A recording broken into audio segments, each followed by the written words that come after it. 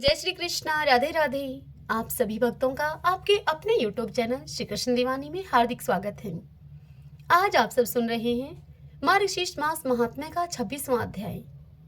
आज की इस कथा में हम श्रीमद् भागवत महापुराण से ययाति के चरित्र को सुनेंगे। सर्वप्रथम भगवान का स्मरण करते हुए सभी बोलिए ओम नमो भगवते वासुदेवाय, श्री राधा कृष्णाभ्याम नमो नमः। श्री शुकदेव जी राजा परीक्षित से कहते हैं कि हे परीक्षित, जैसे शरीरधारियों के 6 इंद्रियां होती हैं, ठीक वैसे ही नहुष के 6 पुत्र थे। उनके नाम थे यति, ययाति, संयाति, आयति, वियति और कृति। नहुष अपने बड़े पुत्र यति को राज्य देना चाहते थे, किंतु यति ने राज्य स्वीकार नहीं किया, क्योंकि वह राज्य पाने का परिणाम जानता था। राज्य एक ऐसी वस्तु है कि जो उसके दाव पेच और प्रबंध आदि में भीतर प्रवेश कर जाता है, वह अपने आत्म स्वरूप को नहीं समझ सकता। जब इंद्र पत्नी सची से सहवास करने की चेष्टा करने के कारण राजा नहुष को ब्राह्मणों ने इंद्र पद से गिरा दिया और उसे अजगर बना दिया, तब राजा नहुष के पद पर ययाति बैठे। ययाति ने अपने 4 छोटे भाइयों को 4 दिशाओं में नियुक्त कर दिया और स्वयं शुक्राचार्य की पुत्री देवयानी और दैत्यराज वृषपर्वा की पुत्री शर्मिष्ठा को पत्नी के रूप में स्वीकार करके अब वह ययाति राजा पृथ्वी की रक्षा करने लगा। यह सुनकर राजा परीक्षित ने पूछा कि भगवान शुक्राचार्य जी तो ब्राह्मण थे और ययाति क्षत्रिय था, फिर ब्राह्मण कन्या और क्षत्रिय वर का उल्टा विवाह भला कैसे हुआ? तब श्री शुकदेव जी ने कहा कि हे परीक्षित, दानवराज वृषपर्वा की एक बड़ी मानिनी कन्या थी। उसका नाम था शर्मिष्ठा। वह एक दिन अपनी गुरु पुत्री देवयानी और हजारों सखियों के साथ अपनी राजधानी के श्रेष्ठ उद्यान में टहल रही थी। उस उद्यान में सुंदर सुंदर पुष्पों से लदे हुए अनेकों वृक्ष थे। उसमें एक बड़ा ही सुंदर सरोवर था। सरोवर में कमल खिले हुए थे और उन पर बड़े ही मधुर स्वर से भौरे गुंजार कर रहे थे। उसकी ध्वनि से सरोवर का तट गूंज रहा था। जलाशय के पास पहुंचने पर उन सुंदर कन्याओं ने अपने अपने वस्त्र तो घाट पर रख दिए और उस तालाब में प्रवेश करके वे एक दूसरे पर जल उलीच उलीच कर क्रीड़ा करने लगी। उसी समय उधर से पार्वती जी के साथ बैल पर चढ़े हुए भगवान शंकर जी आ निकले। उनको देखकर सबकी सब कन्याएं सकुचा गई और फिर उन कन्याओं ने झटपट उस सरोवर से निकलकर अपने अपने वस्त्र पहन लिए। शीघ्रता करने के कारण शर्मिष्ठा ने अनजाने में ही देवयानी के वस्त्रों को अपना वस्त्र समझकर उन वस्त्रों को पहन लिया। इस पर देवयानी क्रोध के मारे आग बबूला हो गई और वह कहने लगी, अरे देखो तो सही, इस दासी ने कितना अनुचित काम कर डाला। राम राम। जैसे कोई कुतिया यज्ञ का हविष्य उठा ले जाए, ठीक वैसे ही इसने मेरे वस्त्र पहन लिए हैं। जिन ब्राह्मणों ने अपने तपोबल से इस संसार की सृष्टि की है, जो परम पुरुष परमात्मा के मुख रूप हैं, जो अपने हृदय में निरंतर ज्योतिर्मय परमात्मा को धारण किए रहते हैं और जिन्होंने संपूर्ण प्राणियों के कल्याण के लिए वैदिक मार्ग का निर्देश किया है, बड़े बड़े लोकपाल तथा देवराज इंद्र, ब्रह्मा आदि भी जिनके चरणों की वंदना और सेवा करते हैं, और तो क्या लक्ष्मी जी के एकमात्र आश्रय परम पावन विश्वात्मा भगवान भी जिनकी वंदना और स्तुति करते हैं, उन्हीं ब्राह्मणों में हम सबसे श्रेष्ठ भृगुवंशी हैं और इसका पिता प्रथम तो असुर हैं और फिर हमारा शिष्य है। और इस पर भी इस दुष्टा ने जैसे शूद्र वेद पढ़ ले, उसी प्रकार इसने हमारे कपड़ों को पहन लिया है। जब देवयानी इस प्रकार गाली देने लगी, तब शर्मिष्ठा क्रोध से तिलमिला उठी और चोट खाई हुई नागिन के समान लंबी लंबी सांसें लेने लगी। अब उसने अपने दांतों से होठ दबाकर कहा, अरे भिखारिन, तू इतना बहक रही है, तुझे कुछ अपनी बात का भी पता है? जैसे कोए और कुत्ते हमारे दरवाजे पर रोटी के टुकड़ों के लिए प्रतीक्षा करते हैं, ठीक वैसे ही क्या तुम भी हमारे घरों की ओर नहीं ताकती रहती? शर्मिष्ठा ने इस प्रकार से बड़ी और कड़ी कड़ी बातें कहकर गुरुपुत्री देवयानी का तिरस्कार किया और फिर क्रोधवश उसके वस्त्र छीनकर उसने देवयानी को कुएं में धकेल दिया। शर्मिष्ठा के चले जाने के बाद संयोगवश शिकार खेलते हुए राजा ययाति उधर से आ निकले। उन्हें जल की आवश्यकता थी, इसलिए कुएं में पड़ी हुई देवयानी को उन्होंने देख लिया। उस समय वह वस्त्रहीन थी, इसलिए उन्होंने अपना दुपट्टा देवयानी को दे दिया और दया करके अपने हाथ से उसका हाथ पकड़कर उसे कुएं से बाहर निकाल लिया। देवयानी ने प्रेम भरी वाणी से वीर ययाति से कहा, हे वीर शिरोमणि राजन, आज आपने मेरा हाथ पकड़ा है। अब जब आपने मेरा हाथ पकड़ लिया तब कोई दूसरा इसे न पकड़े। हे वीर श्रेष्ठ, कुएं में गिर जाने पर मुझे जो आपका अचानक दर्शन हुआ है, यह भगवान का ही किया हुआ संबंध समझना चाहिए। इसमें हम लोगों की या और किसी मनुष्य की कोई चेष्टा नहीं है। हे वीर श्रेष्ठ, पहले मैंने बृहस्पति के पुत्र कच्छ को श्राप दे दिया था, इस पर उसने भी मुझे श्राप दे दिया। इसी कारण से ब्राह्मण मेरा पानी ग्रहण नहीं कर सकता। ययाति को शास्त्र प्रतिकूल होने के कारण यह संबंध अभिष्ट तो न था, परंतु उन्होंने देखा कि प्रारब्ध ने स्वयं ही मुझे यह उपहार दिया है और मेरा मन भी इसकी ओर खींच रहा है, इसलिए राजा ययाति ने उसकी बात को मान लिया। वीर राजा ययाति अब चले गए। तब देवयानी रोती पीटती अपने पिता शुक्राचार्य के पास पहुंची और शर्मिष्ठा ने जो कुछ किया था वह सब उन्हें कह सुनाया। शर्मिष्ठा के व्यवहार से भगवान शुक्राचार्य जी का मन भी बड़ा ही उचट गया। वे पुरोहिताई की अब निंदा करने लगे। उन्होंने सोचा कि इसकी अपेक्षा तो खेत या बाजारों में से कबूतर की तरह कुछ बीनकर खा लेना अच्छा है। अतः अपनी कन्या देवयानी को साथ में लेकर अब वे नगर से निकल पड़े। जब वृषपर्वा को यह सब मालूम हुआ तो उनके मन में यह शंका हुई कि गुरुजी कहीं शत्रुओं की जीत न करा दें अथवा मुझे श्राप न दे दें। इसलिए वे उनको प्रसन्न करने के लिए उनके पीछे पीछे गए और रास्ते में उनके चरणों पर सिर के बल गिर गए। भगवान शुक्राचार्य जी का क्रोध तो आधे ही क्षण का था। उन्होंने वृषपर्वा से कहा कि राजन, मैं अपनी पुत्री देवयानी को नहीं छोड़ सकता, इसलिए इसकी जो इच्छा हो तुम उस इच्छा को पूर्ण कर दो, फिर मुझे लौट चलने में कोई आपत्ति नहीं होगी। जब वृषपर्वा ने कहा कि ठीक है, इस प्रकार वृषपर्वा ने कहकर उनकी आज्ञा को स्वीकार कर लिया। तब देवयानी ने अपने मन की बात कही। देवयानी ने कहा कि पिताजी, मुझे जिस किसी को आप दे दें और मैं जहां कहीं जाऊं, शर्मिष्ठा अपनी सहेलियों के साथ मेरी सेवा के लिए वहीं चले। शर्मिष्ठा ने अपने परिवार वालों का संकट और उनके कार्य का गौरव देखकर देवयानी की बात को स्वीकार कर लिया। वह अपनी 1000 सहेलियों के साथ दासी के समान देवयानी की सेवा करने लगी। शुक्राचार्य जी ने देवयानी का विवाह राजा ययाति के साथ कर दिया और शर्मिष्ठा को दासी के रूप में देकर उनसे कह दिया कि राजन, इसको अपनी सेज पर कभी न आने देना। हे परीक्षित, कुछ ही दिनों के बाद देवयानी पुत्रवती हो गई। उसको पुत्रवती देखकर एक दिन शर्मिष्ठा ने भी अपने ऋतुकाल में देवयानी के पति ययाति से एकांत में सहवास की याचना की। शर्मिष्ठा की पुत्र के लिए प्रार्थना धर्म संगत है। यह देखकर धर्मज्ञ राजा ययाति ने शुक्राचार्य की बात याद रहने पर भी यही निश्चय किया कि समय पर प्रारब्ध के अनुसार जो होना होगा सो हो जाएगा। देवयानी के 2 पुत्र हुए, यदु और तुर्वसु, तथा वृषपर्वा की पुत्री शर्मिष्ठा के 3 पुत्र हुए राजा ययाति से, दुर्धायु, अनु और पुरु। जब मानिनी देवयानी को यह मालूम हुआ कि शर्मिष्ठा को भी मेरे पति के द्वारा ही गर्भ रहा था, तब वह क्रोध से बेसुध होकर अब अपने पिता के घर चली गई। कामी ययाति ने मीठी मीठी बातें, अनुनय विनय और चरण दबाने आदि के द्वारा देवयानी को मनाने की खूब चेष्टा की। उसके पीछे पीछे वह वहां तक भी गए, परंतु मना न सके। शुक्राचार्य जी ने भी क्रोध में भरकर ययाति से कहा कि तू अत्यंत स्त्री लंपट, मंदबुद्धि और झूठा है। जा तेरे शरीर में वह बुढ़ापा आ जाए जो मनुष्यों को कुरूप कर देता है। तब ययाति ने कहा कि हे ब्राह्मण देव, आपकी पुत्री के साथ विषय भोग करते करते अभी मेरी तृप्ति नहीं हुई है। इस श्राप से तो आपकी पुत्री का भी अनिष्ट ही है। इस पर शुक्राचार्य जी ने कहा कि अच्छा, जाओ, जो प्रसन्नता से तुम्हें अपनी जवानी दे दे उससे तुम अपना बुढ़ापा बदल लो। शुक्राचार्य जी ने जब ऐसी व्यवस्था दे दी तब अपनी राजधानी में आकर ययाति ने अपने बड़े पुत्र यदु से कहा, बेटा, तुम अपनी जवानी मुझे दे दो और अपने नाना का दिया हुआ यह बुढ़ापा तुम स्वीकार कर लो, क्योंकि मेरे प्यारे पुत्र, मैं अभी विषयों से तृप्त नहीं हुआ हूँ, इसलिए तुम्हारी आयु लेकर मैं कुछ वर्षों तक और आनंद भोगूंगा।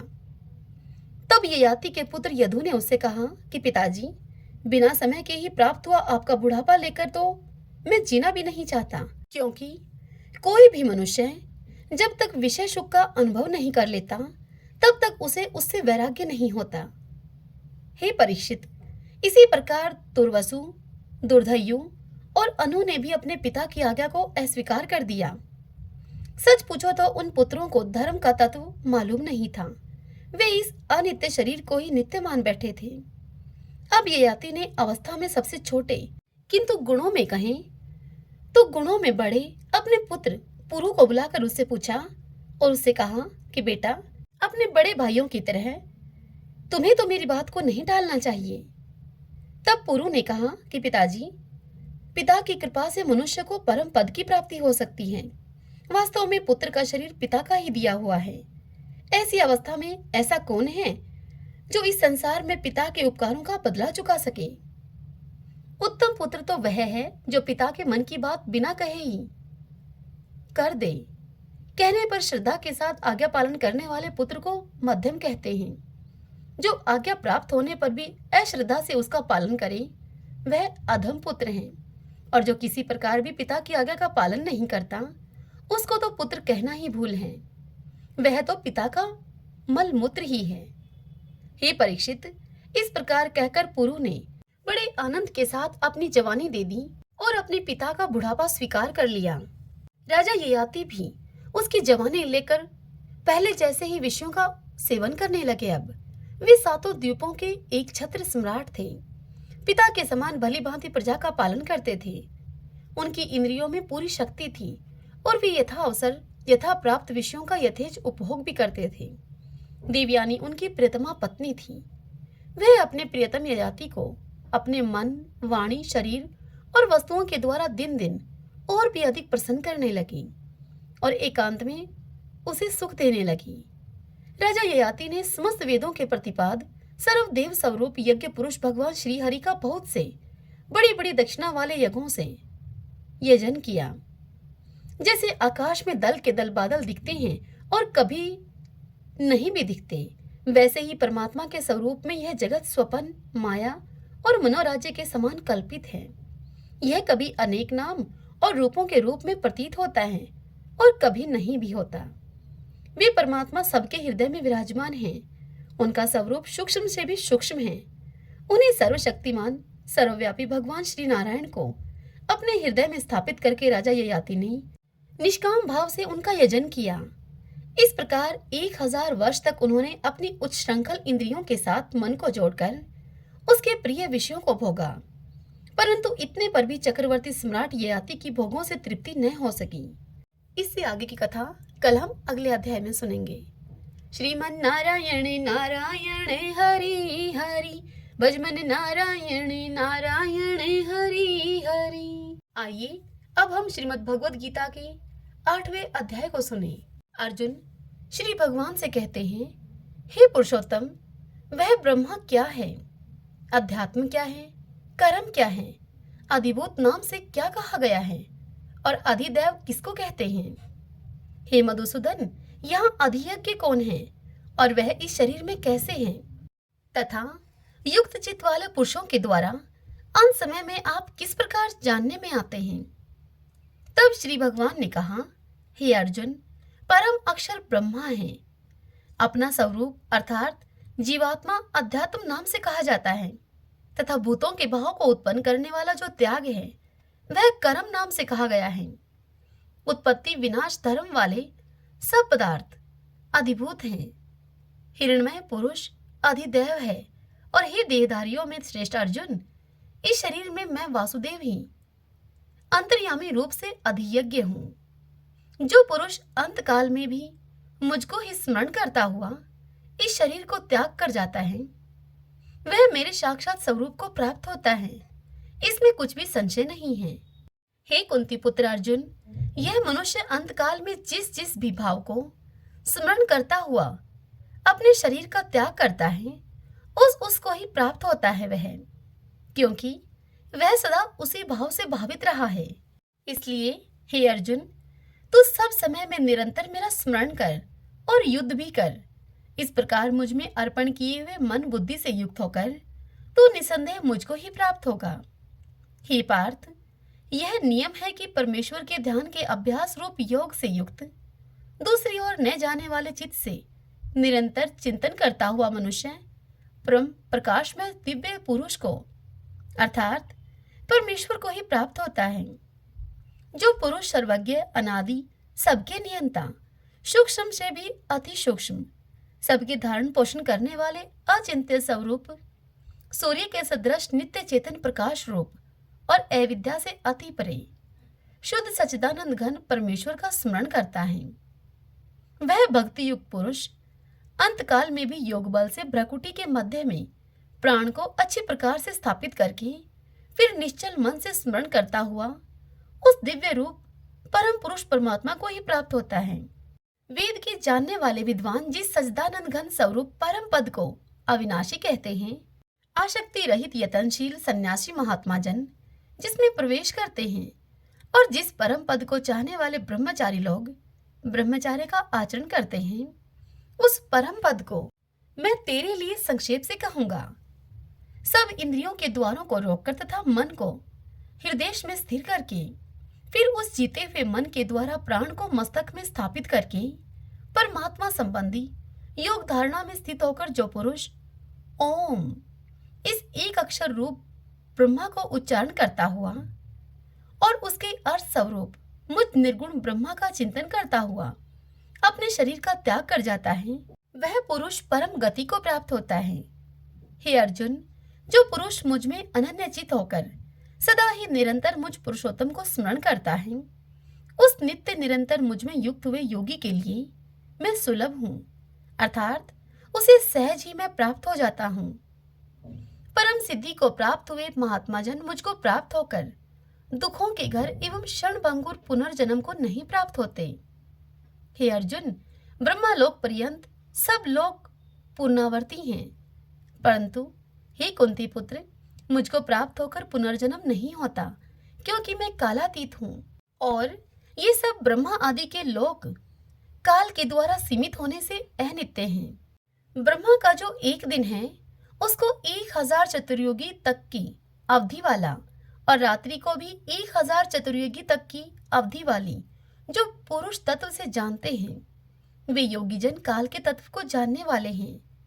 संपूर्ण चराचर भूतगण ब्रह्मा के दिन के प्रवेश काल में अव्यक्त से अर्थात ब्रह्मा के सूक्ष्म शरीर से उत्पन्न होते हैं और ब्रह्मा की रात्रि के प्रवेश काल में उस अव्यक्त नामक ब्रह्मा के सूक्ष्म शरीर में ही लीन हो जाते हैं। हे पार्थ, वही यह भूत समुदाय उत्पन्न होकर प्रकृति के वश में हुआ रात्रि के प्रवेश काल में लीन होता है और दिन के प्रवेश काल में फिर उत्पन्न होता है, उस अव्यक्त से भी अति परे दूसरा अर्थात विलक्षण जो सनातन अव्यक्त भाव है, वह परम दिव्य पुरुष सब भूतों के नष्ट होने पर भी नष्ट नहीं होता। जो अव्यक्त अक्षर इस नाम से कहा गया है, उसी अक्षर नामक अव्यक्त भाव को परम गति कहते हैं तथा जिस सनातन अव्यक्त भाव को प्राप्त होकर मनुष्य वापस नहीं आते, वह मेरा परम धाम है। हे पार्थ, जिस परमात्मा के अंतर्गत सर्वभूत हैं और जिस सच्चिदानंद घन परमात्मा से यह समस्त जगत परिपूर्ण है, वह सनातन अव्यक्त परम पुरुष तो अनन्य भक्ति से ही प्राप्त होने योग्य है। हे अर्जुन, जिस काल में शरीर त्याग कर गए हुए योगी जन तो वापस न लौटने वाली गति को और जिस काल में गए हुए वापस लौटने वाली गति को ही प्राप्त होते हैं, उस काल को अर्थात दोनों मार्गों को मैं कहूंगा। जिस मार्ग में ज्योतिर्मय अग्नि अभिमानी देवता है, दिन का अभिमानी देवता है, शुक्ल पक्ष का अभिमानी देवता है और उत्तरायण के 6 महीनों का अभिमानी देवता है, उस मार्ग में मरकर गए हुए ब्रह्मावेता योगी जन उपयुक्त देवताओं द्वारा कर्म से ले जाए जाकर ब्रह्मा को प्राप्त होते हैं। जिस मार्ग में धूमा अभिमानी देवता है, रात्रि अभिमानी देवता है तथा कृष्ण पक्ष का अभिमानी देवता है और दक्षिणायन के 6 महीनों का अभिमानी देवता है, उस मार्ग में मरकर गया हुआ सकाम कर्म करने वाला योगी उपयुक्त देवताओं के द्वारा कर्म से ले गया हुआ चंद्रमा की ज्योति को प्राप्त होकर स्वर्ग में अपने शुभ कर्मों का फल भोग कर वापस आता है। क्योंकि जगत के ये 2 प्रकार के शुक्ल और कृष्ण अर्थात देवयान और पितृयान मार्ग सनातन माने गए हैं। इनमें एक के द्वारा गया हुआ वापस जिसमें नहीं लौटना पड़ता उस परम गति को प्राप्त होता है, और दूसरे के द्वारा गया हुआ फिर वापस आता है, अर्थात जन्म मृत्यु को प्राप्त होता है। हे पार्थ, इस प्रकार इन दोनों मार्गों को तत्व से जानकर कोई भी योगी मोहित नहीं होता। इस कारण से हे अर्जुन, तू सब काल में समबुद्धि रूप योग से युक्त होकर अर्थात निरंतर मेरी प्राप्ति के लिए साधन करने वाला हो। योगी पुरुष इस रहस्य को तत्व से जानकर वेदों के पढ़ने में तथा यज्ञ, तप और दान आदि के करने से जो पुण्य फल कहा है, उन सबको निसंदेह उल्लंघन कर जाता है और सनातन परम पद को प्राप्त होता है। श्रीमन नारायण नारायण हरि हरि, भजमन नारायण नारायण हरि हरि। युधिष्ठिर भगवान श्री कृष्ण से बोले, हे देव देवेश्वर, मैं पूछता हूँ आपसे कि मार्गशीर्ष माह के शुक्ल पक्ष में जो एकादशी होती है उसका क्या नाम है, कौन सी उसकी विधि है तथा उसमें किस देवता का पूजन किया जाता है। हे स्वामिन, यह सब यथा रूप से आप मुझे बताइए। तब श्री कृष्ण भगवान ने युधिष्ठिर से कहा, हे नृपश्रेष्ठ, मार्गशीर्ष मास के कृष्ण पक्ष में उत्पत्ति नाम की एकादशी होती है, जिसका वर्णन मैंने तुम्हारे समक्ष पहले ही कर दिया है। अब मैं तुमसे शुक्ल पक्ष की एकादशी का वर्णन करूंगा, जिसके श्रवण मात्र से वाजपेय यज्ञ का फल मिलता है। उस एकादशी का नाम है मोक्षा, जिसे मोक्षता, मोना, बैकुंठी इन नामों से जाना जाता है। यह एकादशी सब पापों का अपहरण करने वाली है। हे राजन, उस दिन यत्न पूर्वक तुलसी की मंजरी तथा धूप दीप आदि से भगवान दामोदर का पूजन करना चाहिए। पूर्वोक्त विधि से उसी विधि से ही दशमी और एकादशी के नियम का पालन करना उचित है। मोक्षा एकादशी बड़े बड़े पातकों का नाश करने वाली है। उस दिन रात्रि में मेरी प्रसन्नता के लिए नृत्य, गीत और स्तुति के द्वारा जागरण करना चाहिए। जिसके पितृ पापवश नीच योनि में पड़े हों, वे इसका पुण्य दान करने से मोक्ष को प्राप्त होते हैं। इसमें तनिक भी संदेह नहीं है। हे कुंती पुत्र, पूर्व काल की बात है, वैष्णवों से विभूषित परम रमणीय चंपक नगर में व्याख्यानस नाम के एक राजा रहते थे। वे अपनी प्रजा का पुत्र की भांति पालन करते थे। इस प्रकार राज्य करते हुए राजा ने एक दिन रात को सोते समय स्वप्न में अपने पितरों को नीच योनि में पड़े हुए देखा। उन सबको इस अवस्था में देखकर राजा के मन में बड़ा ही विस्मय हुआ और प्रातःकाल ब्राह्मणों से उन्होंने उस स्वप्न का सारा हाल कह सुनाया। राजा ने ब्राह्मणों से कहा, हे ब्राह्मणों, मैंने अपने पितरों को नरक में गिरा हुआ देखा है। वे बारंबार रोते हुए मुझसे यूं कह रहे थे कि तुम हमारे तनुज हो, इसलिए इस नरक समुद्र से हम लोगों का तुम उद्धार करो। हे द्विजवरों, इस रूप में मुझे पितरों के दर्शन हुए हैं, इससे मुझे चैन नहीं मिलता। मैं क्या करूं, मैं कहां जाऊं, मेरा हृदय रुंधा जा रहा है। हे द्विजोत्तमों, वह व्रत, वह तप और वह योग जिससे कि मेरे पूर्वज तत्काल नरक से छुटकारा पा जाएं, तुम मुझे बताने की कृपा करो।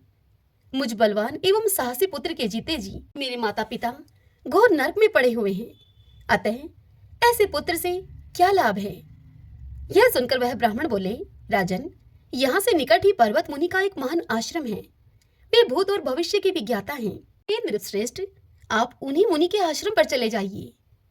ब्राह्मणों की इस बात को सुनकर महाराज व्याख्यानस शीघ्र ही पर्वत मुनि के आश्रम पर गए और वहां उन मुनिश्रेष्ठ को देखकर उन्होंने दंडवत उनको प्रणाम किया और प्रणाम करके मुनि के चरणों का उन्होंने स्पर्श किया। मुनि ने भी राजा से राज्य के 7 अंगों की कुशलक्षेम पूछी। तब उनसे राजा बोले, स्वामिन, आपकी कृपा से मेरे राज्य के 7 अंग सुकुशल हैं, किंतु मैंने स्वप्न में यह देखा है कि मेरे पितृ नरक में पड़े हुए हैं। आप मुझे यह बताइए कि किस पुण्य के प्रभाव से उनका वहां से छुटकारा होगा। राजा की इस बात को सुनकर मुनिश्रेष्ठ पर्वत एक मुहूर्त तक ध्यानस्थ रहे। इसके बाद वे राजा से बोले कि महाराज, मार्गशीर्ष माह के शुक्ल पक्ष में जो मोक्षा नाम की एकादशी होती है, तुम सब लोग उसका व्रत करो और उसका पुण्य अपने पितरों को दे डालो। तुम्हारे उस पुण्य के प्रभाव से तुम्हारे पितरों का नरक से उद्धार हो जाएगा। भगवान श्री कृष्ण युधिष्ठिर से इस कथा को सुनाते हुए आगे कहते हैं, हे युधिष्ठिर, मुनि की यह बात सुनकर राजा व्याख्यानस पुनः अपने नगर में लौट आए। जब उत्तम मार्गशीर्ष मास आया, तब राजा व्याख्यानस ने मुनि के कथन के अनुसार मोक्षा एकादशी का व्रत करके उस एकादशी का पुण्य समस्त पितरों के सहित अपने पिता को दे दिया। पुण्य देते ही क्षण भर में आकाश से फूलों की वर्षा होने लगी। वह खनिज के पिता पितरों के सहित नरक से छुटकारा पा गए और आकाश में आकर राजा के प्रति यह पवित्र वचन बोले। वे बोले, बेटा तुम्हारा कल्याण हो। यह कहकर वे स्वर्ग में चले गए। हे राजन, जो इस प्रकार से कल्याणमयी मोक्षा एकादशी का व्रत करता है उसके पाप नष्ट हो जाते हैं और मरने के बाद वह मोक्ष को प्राप्त कर लेता है। यह मोक्ष को देने वाली मोक्षा एकादशी मनुष्यों के लिए चिंतामणि के समान समस्त कामनाओं को पूर्ण करने वाली है। इस महात्म्य के पढ़ने और सुनने से वाजपेयी यज्ञ का फल मिलता है। श्रीमन नारायण नारायण हरि हरि, बजमन नारायण नारायण हरि हरि। गोकुल में एक मोर रहता था। वह हर रोज श्री कृष्ण के द्वार पर बैठकर भजन गाया करता था। मेरा कोई न सहारा बिन तेरे, गोपाल संवरिया मेरे। मेरा कोई न सहारा बिन तेरे, घनश्याम संवरिया मेरे। रोज भगवान आते जाते और उसका यह भजन सुनते, लेकिन उसकी ओर ध्यान ही नहीं देते। अब उस मोर को यह भजन गाते गाते, ऐसा करते करते 1 साल पूरा हो गया, अर्थात 1 साल बीत गया। मोर बिना चुके रोज यह भजन गाता रहा। भगवान उसके ऊपर कोई खास ध्यान नहीं देते, बस उसका यह भजन सुनते और प्यारी सी मुस्कान देकर उसे चले जाते। इससे ज्यादा कुछ नहीं। अब ऐसा होता रहा। तब मोर की आस अब टूटने लगी। मोर की साल भर की भक्ति करने के बाद भी अब भगवान श्री कृष्ण उस पर प्रसन्न नहीं हुए। ऐसा देखकर और सोच विचार कर मोर अब रोने लग गया और वह भगवान को याद करता रहा। उसी समय वहां पर उड़ती हुई एक मैना आई। मैना ने मोर को रोते हुए देखा तो मैना उसके पास आ गई और सोचने लगी कि मोर भगवान के द्वार पर क्यों रो रहा है। यहाँ तो सभी के कष्ट दूर होते हैं, यह कितना अभागा है। मैना ने मोर से पूछा कि भाई तू क्यों रो रहा है। तब मोर ने मैना से कहा कि पिछले 1 साल से कृष्ण भगवान को रिझाने के लिए मैं भजन गा रहा हूँ, लेकिन भगवान ने मुझे एक बार भी नहीं देखा। इसीलिए आज निराश होकर मेरी आंखों में से यह आंसू निकल आए। यह सुनकर मैना ने मोर से कहा कि तू चिंता मत कर। और फिर मैना उसे बताने लगी कि भाई मैं बरसाने से आई हूँ, तुम भी मेरे साथ बरसाने चलो। वह दोनों अब उड़ते उड़ते बरसाने पहुंच गए। मैना राधा रानी के द्वार पर पहुंची और फिर मैना ने राधे राधे बोलना शुरू कर दिया और मोर से भी कहा कि भाई मोर तुम भी राधे राधे बोलो। तब मोर ने राधे राधे बोलने की कोशिश की, लेकिन मोर तो सिर्फ भगवान कृष्ण का भजन गाया करता था। उसे तो वही भगवान श्री कृष्ण के भजन को गाने की आदत थी। अब बरसाने में आकर भी मोर ने अपना वही पुराना गीत गाना शुरू कर दिया। मेरा कोई न सहारा बिन तेरे, गोपाल सांवरिया मेरे। मेरा कोई न सहारा बिन तेरे, घनश्याम सांवरिया मेरे। जब राधा जी के कानों में मोर के इस गीत की यह आवाज सुनाई पड़ी, तब वह भागकर मोर के पास आई और प्रेम से उसे अपने गले से लगा लिया और उसे बहुत प्यार किया राधा जी ने। राधा जी मोर के साथ ऐसा बर्ताव कर रही थी जैसे कि मानो उनका कोई पुराना परिजन वापस आ गया हो। और फिर राधा जी ने मोर की बहुत खातिरदारी की और उसे पूछा कि तुम कहाँ से आए हो। अब मोर बहुत ही खुश हो गया। मोर ने राधा जी से कहना शुरू कर दिया कि जय हो राधा रानी की, जय हो राधा रानी की। और फिर मोर राधा जी से कहने लगा कि आप करुणा की मूर्ति हो, ऐसा मैंने सुना था, लेकिन आज देखकर यह साबित हो गया। मोर की इस बात को सुनकर राधा रानी ने मोर से पूछा कि तू ऐसा क्यों कह रहा है। तब मोर ने राधा जी को बताया कि मुझे साल भर हो गया शाम धुन को गाते गाते, लेकिन कन्हैया ने मुझे कभी देखा तक नहीं। मोर की इस बात को सुनकर राधा जी मुस्कुराने लगी। वह मोर के मन की पीड़ा को समझ गई और उसका कारण भी राधा रानी ने मोर से बतलाया। राधा रानी ने मोर से कहा कि तुम वापस गोकुल जाओ, लेकिन इस बार तुम पुराने गीत की जगह राधे राधे बोलना। मोर का मन तो नहीं था बरसाने को छोड़कर गोकुल में जाने का, लेकिन राधा रानी के कहने से वह बरसाने को छोड़कर गोकुल आ गया और फिर राधा रानी के कहने के मुताबिक लगा बोलने राधे राधे राधे राधे। जब भगवान श्री कृष्ण के कानों में यह आवाज पड़ी तो वह भागते हुए मोर के पास आए और उस मोर को गले से लगा लिया और उससे पूछा कि तुम कहाँ से आए हो। जब भगवान श्री कृष्ण ने मोर को गले से लगाया तो मोर बहुत खुश हो गया और सोचने लगा कि 1 साल तक आपके नाम की धुन गाता रहा, लेकिन मेरी तरफ आपने देखा तक नहीं। आज मैंने राधे राधे की धुन लगाई, राधे राधे की धुन गाई, तो आप भागते भागते चले आए। तब भगवान मुस्कुराने लगे और उन्होंने मोर से पूछा कि पहले तुम यह बताओ कि तुम कहां से आए हो। मोर तो सांवरिया से मिलने के लिए तरस रहा था और वह आज अपने घनश्याम से अपनी सारी शिकायतें दूर कर लेना चाहता था। उसने प्रभु को याद दिलाया कि मैं वही मोर हूं जो पिछले 1 साल से आपके द्वार पर आपके नाम की धुन का भजन गा रहा हूं। सर्दी गर्मी सहन करता हुआ 1 साल तक आपके द्वार पर मैं डट के पड़ा रहा, लेकिन आपने कभी मेरी तरफ देखा भी नहीं। फिर मैं बरसाने चला गया। वहीं पर श्री राधा रानी के दर्शन मैंने पाए। तब श्री कृष्ण भगवान बोले उसे कि तूने राधा रानी का नाम लिया, यह तुम्हारा वरदान साबित हो गया। अब मैं तुम्हें वरदान देता हूँ कि जब तक यह सृष्टि रहेगी तुम्हारा पंख सदा मेरे शीश पर विराजमान रहेगा। श्रीमन नारायण नारायण हरि हरि, भजमन नारायण नारायण हरि हरि। एक बुढ़िया माई थी। उसका नियम था कि वह हर एक रविवार को सवेरे ही स्नान आदि करके पड़ोसन की गाय के गोबर से अपने घर को लीपकर और फिर भोजन तैयार करके भगवान को भोग लगाती थी और उसके बाद ही स्वयं भोजन करती थी। ऐसा व्रत करने से उसके घर में धन धान्य आदि की कोई कमी नहीं थी। उसका घर धन धान्य और आनंद से परिपूर्ण था। इसी तरह से कुछ दिन बीत जाने पर उसकी पड़ोसन एक दिन विचार करने लगी कि यह बुढ़िया माई हमेशा मेरी गाय का गोबर लेकर जाती है, और यह सोचकर वह पड़ोसन अब अपनी गाय को अपने घर के भीतर बांधने लगी। बुढ़िया माई को अब गोबर न मिलने से रविवार के दिन वह अपने घर को न लीप सकी। इस कारण से न तो उसने भोजन बनाया और न ही उसने भगवान को भोग लगाया और न ही स्वयं भोजन किया। इस प्रकार वह उस दिन सारे दिन बिस्तर पर पड़ी रही और उस दिन उसका निराहार व्रत हो गया। अब रात हुई तो वह भूखी ही सो गई। रात में भगवान ने उसे स्वप्न में दर्शन दिए और भोजन न बनाने और भोग न लगाने का उससे कारण पूछा। तब बुढ़िया माई ने भगवान से गोबर न मिलने का सब कारण उन्हें बता दिया। तब भगवान ने बुढ़िया माई से कहा कि माता, हम तुमको एक ऐसी गाय देते हैं जिससे कि सभी इच्छाएं पूर्ण हो जाती हैं, क्योंकि तुम हमेशा रविवार को गाय के गोबर से घर को लीप कर ही भोजन बनाकर मुझे भोग लगाकर फिर स्वयं भोजन करती हो। इसलिए हम तुम पर अत्यधिक प्रसन्न हैं और प्रसन्न होकर हम आपको एक ऐसा वरदान देते हैं और अंत समय में आपको मोक्ष देते हैं। स्वप्न में ऐसा वरदान देखकर भगवान अंतर्ध्यान हो गए। जब बुढ़िया माई सुबह सोकर उठी, उसकी आंख खुली तो वह क्या देखती है कि उसके घर के आंगन में एक अति ही सुंदर गाय और बछड़ा बंधे हुए हैं।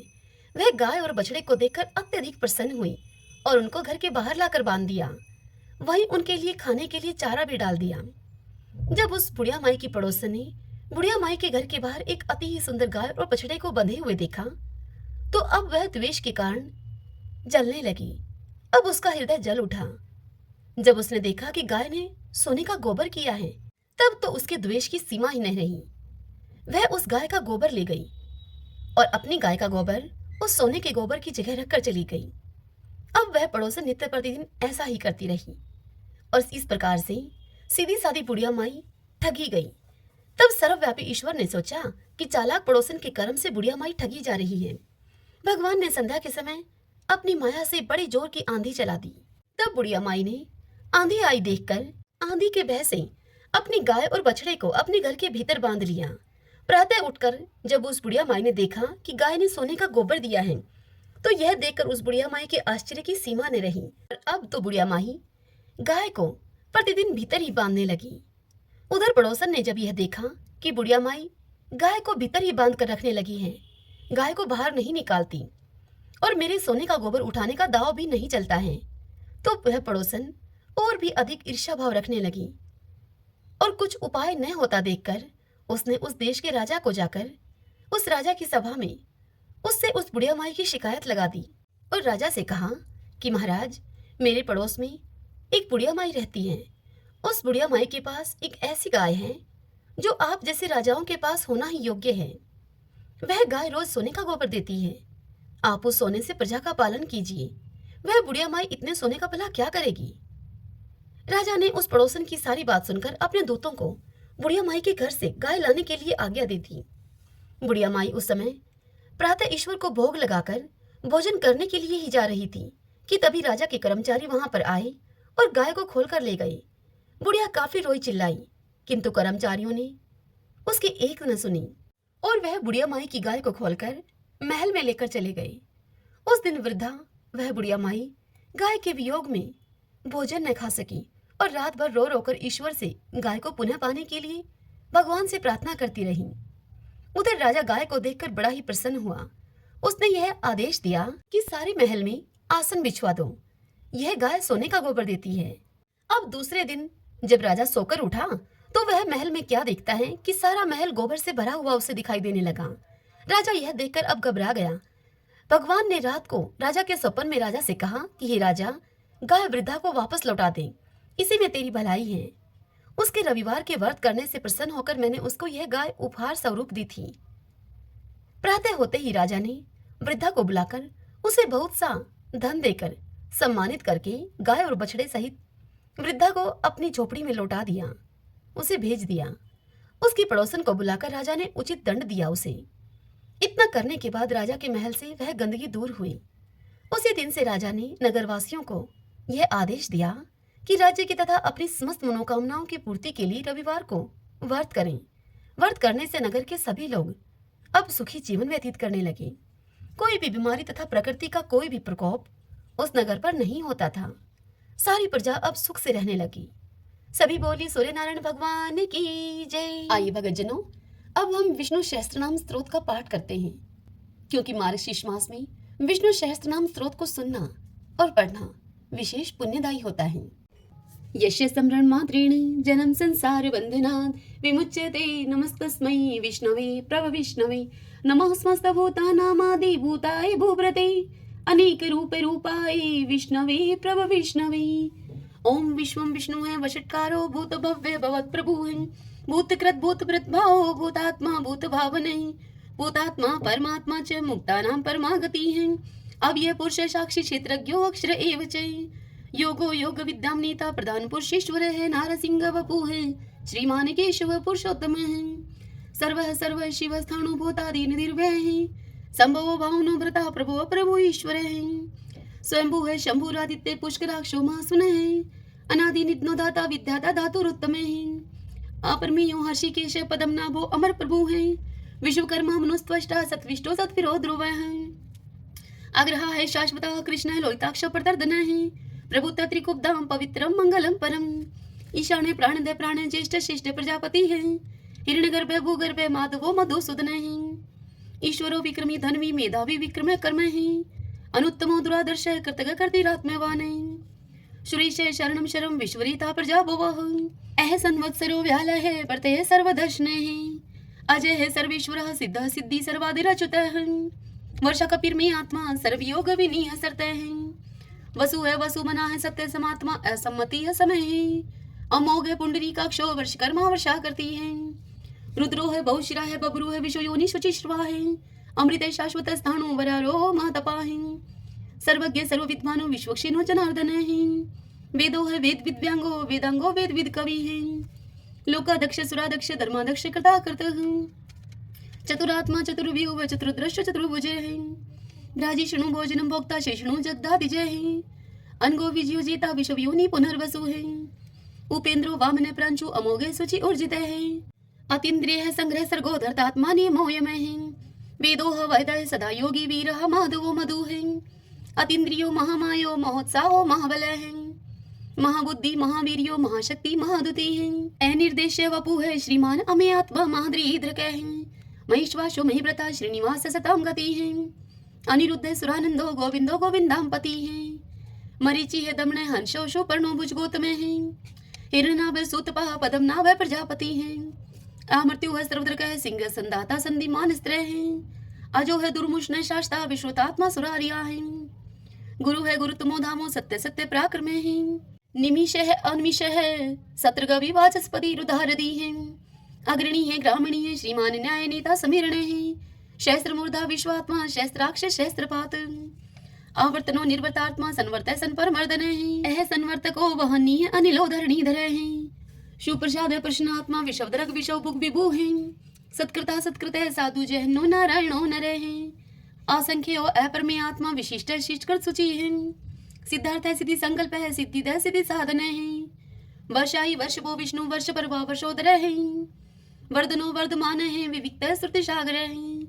सुबजो दुर्दरो वाग्मी महेंद्रो वसुधो वसु है। नेक रूप व्रत रूप है, सिप विष्टि प्रकाश ने है। औजस्ते जो दूती द्रय प्रकाशात्मा प्रताप ने है। हृदय स्पष्ट अक्षरो मंत्र चंद्राशो भास्कर दूती है। अमृतम शुद्ध भानु शशबिंदु सुरेश्वर है। औषधम जगते सेतु सत्य धर्म पराक्रम है। भूत भव्य भवनाथ है, पवने पावनो अनले है। काम काम कृत कांत है, काम है काम प्रदय प्रभु है। युगाधिकृत युगावर्तो ने कमायो महाशने है। अदृश्य अव्यक्त रूप शस्त्रजित अनंत जित है। इष्टो अवशिष्ट शिष्टेष्ट शिखंडी नवशो वृष है। क्रोध क्रोध कृत करता विश्व बाहु महीधर है। अच्युत प्रतित प्राण है, प्राण दो वासवानुज है। अपाम निदिर्दिष्टा नंबर मत प्रतिष्ठित है। स्कंद स्कंदरो दुर्यो वर्दो वायु वाहन है। वासुदेव व्रत भानु आदि देव पुरंदर है। अशोक सारण स्तार शूर शौरी जनेश्वर है। अनुकूल शतावर्त है, पद्मी पदम निवेक्षण है। पद्मनाभो अरविंदाक्ष पदम गर्भ है, शरीर भृत है। महदीरिदो वरदात्मा मोक्षो गरुड़ो दुजय है। अतुल शर्वो भीमः सम्यगो हवि हरि है। सर्व लक्षण लक्षणयो लक्ष्मीवान समिंत जय है। वीक्षरो रोहितो मार्गो हेतु दामोदर सह। महिद्रय महाभागो वेगवान मिताश्न है। उद्भव शोभनो देव श्री गर्भ परमेश्वर है। कर्णम कारणम कर्ता विकर्ता गहनो गोवे है। व्यवसायो व्यवस्थान संस्थान स्थान दो ध्रुव। प्रार्थी परम स्पष्ट चतुष्ट पुष्ट शुभेक्षण है। रामो विरामो वीर जो मार्गो नेवन्यो अन्य है। वीर शक्तिमतम श्रेष्ठो धर्मोधरम विदुत्तम है। वैकुंठ पुरुष प्राणे प्राणदय प्रणवय प्रथु है। हिरण्यगर्भ शत्रुघ्नो व्याप्तो वायुर्दोक्ष जय है। ऋतु है सुदर्शन काल परमेष्टि परिग्रह है। उग्र संवस्त्रो दक्षो विश्रमो विशो दक्षिण है। विस्तार स्थावर स्थाणु परमाणम बीजम व्ययम। अर्थो अनर्थो महाकोशो महाभोगो महाधन है। अनिर्विणय सत्विष्ट है, अभू है धर्म यूपो महामख है। नक्षत्र नेमि नक्षत्री शमय शामय शमी हन है। यज्ञ इज महि जय चे कर्तुस्त्रम स्थाम गति है। सर्वदर्शी विमुक्तात्मा सर्वज्ञो ज्ञानम उत्तमम। सुवर्त सुमुख सूक्ष्म सुघोष सुखद सुहृत है। मनोहरो जीत क्रोधो वीर बाहु विधारण है। स्वापने सर्वशो व्यापी नेकात्मा नेक क्रम करत। वत्सलो वत्सलो वत्सी रतन गर्भ धनेश्वर है। धर्म गोप धर्म कृत धर्मी शत अशत शर्म अक्षरम। अविज्ञाता शस्त्रांशु विधाता कृत लक्षण है। गपस्ती ने मी सत्वस्त सिंहो भूत महेश्वर है। आदि देवो महादेव देवशो देव भ्रत गुरु है। उत्तर गोपति गोप्ता ज्ञान गम्य पुरातन है। शरीर भूत भ्रत भोक्ता कपिंद्रो बुरी दक्षिण है। सोमपो अमृतप है, सोम है पुरुषित पुरुषोत्तम है। विनियुजे सत्य संदो दाशर्य सत्वतम पति है। जीवो अविनिता साक्षी मुकुंदो अमित विक्रम है। अंबो निदिनंतात्मा मोददिशयो अनंत के है। अजय है मारे है, स्वभाव जीता मित्र प्रमोद ने है। आनंदो नंदनो नंद सत्य धर्मा त्रिविक्रम है। महर्षि कपिलाचार्य कर्तघ मेदनी पति है। त्रिपद त्रिदशा अध्यक्षो मास्टरं कृतांत करते हैं। महावराहो गोविंद सुषेण कनकांगदी। गुह गभीरो गहनो गुप्त चक्र गदाधर वेदा स्वंगो अजित है। कृष्णो दृढ़ संकर्षण अच्युत है। वर्णो वारुणो वृक्ष पुष्कराक्षो महामना है। भगवान भगानंदी वनमाली हलायुदय है। आदित्यो ज्योतिरादित्य शैषणो गतिस्तमः। शुधन्वा खंड परशु है, दारुणो द्रविण प्रदय है। द्विस्वर्ग सरदृग व्यासो वाचस्पति योनिजय है। त्रिशामा श्याम गय श्याम निर्वाणम बीजम मिष्क है। संन्यास कृष्ण शांत निष्ठा शांति प्रायणम। शुभांगम शांति दृष्टा कुमुदय कुवलेशय। गोहति गोपति गुप्ता वृषभाक्षो वृष प्रिय है। निवर्ति निर्वर्तात्मा संक्षिप्ता श्रीमकर शिव है। श्रीवत्स्वक्षा श्रीवास श्रीपति है, श्रीमतांबर है। श्रीदय श्रीश श्रीनिवास श्रीनिधि है, श्री विभावन है। श्रीद्रह श्रीक्रह श्रेय श्रीमान लोकत्रयाश्रय है। स्वक्ष स्वंग स्थानंदो नंदिर ज्योतिर्गणेश्वर है। विजितात्मा विधेयात्मा सत्कीर्ति छिन संशय है। उदृण सर्वत चक्षु अनिश शाश्वत अस्त्र है। भूषयो भूषणो भूत विशोक शोक नाशन है। अर्चिस्मान अर्चित कुंभ है, विशुद्धात्मा विशोधन है। अनिरुद्धो अप्रतिरथ है, प्रद्युम्नो अमित विक्रम है। कालने मीनिहा वीर शौरी शूर्जनेश्वर है। त्रिलोकात्मा त्रिलोकेश है, केशव केशिहारी है। कामदेव है, कामपाल कामिकांत कृतागम है। अनिर्देश बपु विष्णु वीरो अनंतो धनंजय है। ब्राह्मण्यो ब्रह्माकृत ब्रह्मा ब्रह्म ब्रह्मा विवर्धने ब्रह्माविद ब्राह्मणो ब्रह्मी ब्रह्माज्ञो ब्राह्मण प्रिय महाकर्मो महाकर्मा महातेजा महोरगे महाक्रतु महायुज्वा महायगो महावीर सत्वय स्तव प्रिय स्तोत्रम स्तुतरण प्रिय पूर्णपुरिता पुण्य पुण्य कीर्ति अनामय मनोजव तीरथ करो वसुरेता वसुप्रदय वसुप्रदो वासुदेवो वसु है वसु मनाहावी सदगति है सत्कृति है सत्ता सद्बुद्धि सत्य प्रायण है सूरसेनो यदुश्रेष्ठ है सन्निवास है सोया मुने भूतावासो वासुदेव सर्वासु निलयो अनिलय द्रपहा द्रुप्तो द्रुप्तो दुर्दुरो अपराजित विश्वमूर्ति महामूर्ति दीप्तमूर्ति अमूर्तिमान अनेक मूर्ति अव्यक्त है शतमूर्ति शतानन एकोनेक स्वः किमि तत्पद अनुत्तमम लोकबंधु लोकनाथो माधवो भक्त वत्सल स्वर्ण वर्णो हेमांगो व्रांग चंदनांगदी वीरहा विश्व शून्यो गर्ताशी अचल चल एमानी मन दो मानो लोक स्वामी त्रिलोक द्रक सुमेधा मेद जो धन्य सत्य मेधा धराधर तेजो वृषो दुतिधर सर्वशस्त्र प्रथम प्रग्रो निग्रो व्यग्रो नेक श्रृंगो गदागर जय चतुर्मूर्ति चतुर्बाहु चतुर्व्यूह चतुर्गति है चतुर आत्मा चतुर्भाव चतुर्वेद विद एकपात समावर्तो अनिर्वर्तात्मा दुर्जो दुर्ति कर्म है दुर्लभो दुर्गमो दुर्गो दुरावासो दुरारिया है शुभंगो लोक सारंग सुतंतु सुतंतु वर्धन है इंद्र कर्मा महाकर्मा कर्मा कर्तागम है उद्भवो सुंदरो सुंदो रत्ननाभ सुलोचन है अर्को वाशन श्रृंगी जयंत सर विजयी है स्वर्ण बिंदु अक्षोभय सर्वागीश्वरेश्वर है महाहदो महागतो महाभूतो महानिधि है कुंदय कुंदरय कुंदय पर्जने पावनो अनिल है अमृताशो अमृतोपु है सर्वज्ञ सर्वतो मुखे है शूलुभ है शुवर्त सिद्ध शत्रुज शत्रुतापन है नेक्रोत उदम्बरो अशुत चाणुरांत निशोधन है शस्त्रार्थी सप्त जीव सप्तदा सप्त वाहन है अमूर्ति अनग अचिंत्य भयकृत भय नाशन है अणु व्रत कृश स्थूल गुणवृत निर्गुण महान है ऐद्रत सवद्रत श्वासे प्रागवंशो वंशवर्धन है भारव्रत कथित योगी योगीश सर्व कामद है आश्रम शर्मण श्याम सुपर्णो वायु वाहन है धनुर्धरो धनुर्वेदो दंडो दमिता दम है अपराजित सर्वशहो नियंता नियमो अयम है सत्ववान सात्विक सत्य सत्य धर्म प्रायण है अभिप्राय प्रियारो अर्ह प्रियकृत प्रतिवर्धन है विहार सगति ज्योति है सुरुचि उद्भुग विभु है रवि विरोचन सूर्य है सविता रवि लोचन है अनंत हूत भूत भोक्ता सुख दो नेक जो अग्रज है अनिवृण सदामर्षि लोकधिष्ठानम अद्भुत है सनातन तमय कपिल है कपिल पे है स्वस्ति स्वस्ति कृत स्वस्ति स्वस्ति भुक स्वस्ति दक्षिण है एरुद्र कुंडली चक्री विक्रम उच्च शासन है शब्दाति गए शब्द शह शिशिर शर्वरी करे हैं अक्रूर पेशलो दक्षो दक्षिण शमीनांबर है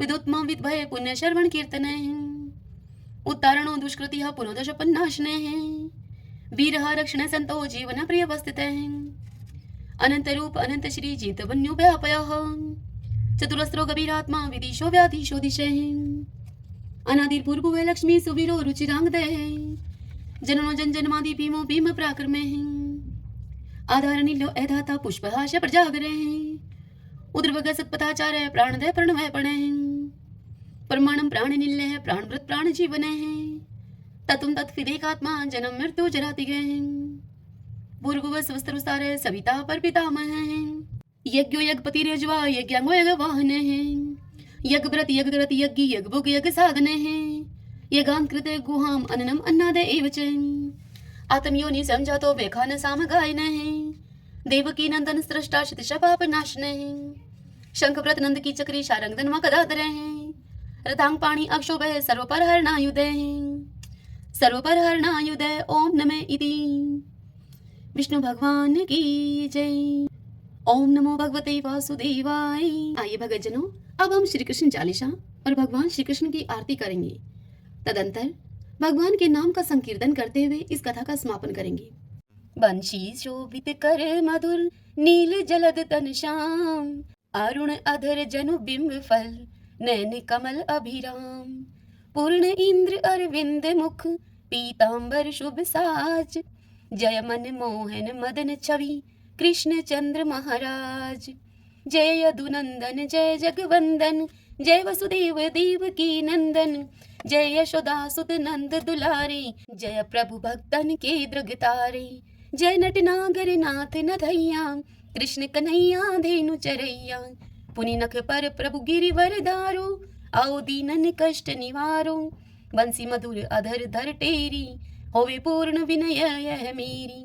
आओ हरि पुनि माखन चाखो, आओ लाज भगत की राखो। गोल कपोल चिबुक अरुणारे, मृदु मुस्कान मोहिनी डारे। रंजित राजीव नयन विशाला, मोर मुकुट वजयंती माला। कुंडल श्रवण पीत पट आछे, कटिकिं कणिकांचन काछे। नील जलज सुंदर तनु सोहै, छवि लखी सुर नर मुनि मोहै। मस्तक तिलक अलक घुंघराले, आओ कृष्ण बांसुरी वाले। करी पय पान पुतन ही तारयो, आका बका कागा सुर मारयो। मधुवन जलत अग्नि जब ज्वाला, भय शीतल लखत ही नंद लाला। सुरपति जब ब्रज चढ़यो रिसाई, मूसर धार वारी वर्षाई। लगत लगत ब्रज चहन बहायो, गोवर्धन नख धारी बचायो। लखी यशोदा मन भ्रम अधिकाई, मुख में जो धन भुवन दिखाई। दुष्ट कंस अति उधम बचायो, कोटि कमल जब फूल मंगायो। नाथी काल यहीं तब तुम लीने, चरण चिन्ह दे निर्भय कीने। करि गोपिन संग रास विलासा, सबकी पूर्ण करि अभिलाषा। केतक महा असुर सहारियो, कंस ही केश पकड़ दई मारियो। मातु पिता की बंदी छुड़ाई, उग्र सेन कह राज दिलाई। मही से मृतक छौ सुत लायो, मातु देव की शोक मिटायो। बोमासुर मुर दैत्य सहारी, लाए शट दस कुमारी। दे भी मही तुण चीर सहारा, जरा सिंधु राक्षस कह मारा। असुर बकासुर आदिक मारयो, भक्तन के तब कष्ट निवार्यो। दीन सुदामा के दुख टारयो, तंदुल तीन मुट्ठी मुख डारयो। प्रेम के साग विदुर घर मांगे, दुर्योधन के मेवा त्यागे। लखी प्रेम की महिमा भारी, ऐसे श्याम दीन हितकारी। मारत के पारत रथ हाके, लिए चक्र कर नहीं बल थाके। निज गीता के ज्ञान सुनाए, भक्त हृदय सुधा बरसाए। मीरा थी ऐसी मत वाली, विष पी गई बजा करके ताली।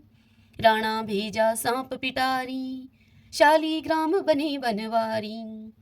निज माया तुम विधि ही दिखायो, उड़ते संशय शकल मिटायो। तब शत निंदा करी तत्काला, जीवन मुक्त भयो शिशुपाला। जब ही द्रौपदी टेर लगाई, दीनानाथ लाज अब जाई। तुरत ही बसन बने नंदलाला, बड़े चीर भय अरि मुँह काला। अस अनाथ के नाथ कन्हैया, डूबत भवर बचावत नैया। सुंदर दास आस उरधारी, दया दृष्टि कीजे बनवारी। नाथ सकल मम कुमति निवारो, क्षमहु वेगी अपराध हमारो। खोलो पट अब दर्शन दीजिए, बोलो कृष्ण कन्हैया की जय। बोलो कृष्ण कन्हैया की जय। यह चालीसा कृष्ण का पाठ करे उरधारी, अष्ट सिद्धि नवनिधि फल लह पदार्थ चारी। लह पदार्थ चारी। ओम श्री कृष्णाय नमो नमः। आइए अब हम श्री कृष्ण भगवान की आरती करते हैं। आरती युगल किशोर की जय, राधे तन मन धन निछावर की जय। रवि शशि कोटि बदन की शोभा, ताहि निरख मेरो मन लोभा। गोर श्याम मुख निरखत राजै, प्रभु को रूप नैन भर पीजे। कंचन थार कपूर की बाती, हरियाए निर्मल भई छाती। फूलन की सीज फूलन की माला, रत्न सिंहासन बैठे नंद लाला। मोर मुकुट मुरली कर सोहे, नटवर वेश देख मन मोहे। ओढ़ो नील पीत बट सारी, कुंज बिहारी गिरवरधारी। श्री पुरुषोत्तम गिरवरधारी, आरती करत सकल ब्रज नारी। नंद नंदन वर्षभानु किशोरी, परमानंद स्वामी अविचल जोरी। सभी बोलिए श्री कृष्ण भगवान की जय। तो आइए भगवान के इन नामों को 5 बार बोलते हुए संकीर्तन करते हैं। श्री कृष्ण गोविंद हरि मुरारी, हे नाथ नारायण वासुदेव। श्री कृष्ण गोविंद हरे मुरारी हे नाथ नारायण वासुदेव। श्री कृष्ण गोविंद हरे मुरारी हे नाथ नारायण वासुदेव। श्री कृष्ण गोविंद हरे मुरारी हे नाथ नारायण वासुदेव। श्री कृष्ण गोविंद हरे मुरारी हे नाथ नारायण वासुदेव। सभी बोलिए विष्णु भगवान की जय। श्री राधा कृष्णाभ्याम नमो नमः। भक्तजनों, आज की यह कथा आपको कैसी लगी? यदि आपको यह कथा उपयोगी लगी हो तो इस वीडियो को आप लाइक करें और कमेंट बॉक्स में जय श्री कृष्णा लिखिए। और यदि आप हमारे चैनल पर पहली बार आए हैं तो आप हमारे इस चैनल श्री कृष्ण दीवानी को सब्सक्राइब कर लीजिए। बेल आइकन के बटन को भी प्रेस कर लीजिएगा ताकि आपको आने वाले सभी वीडियोस की जानकारी सबसे पहले उपलब्ध हो सके। हरे कृष्णा।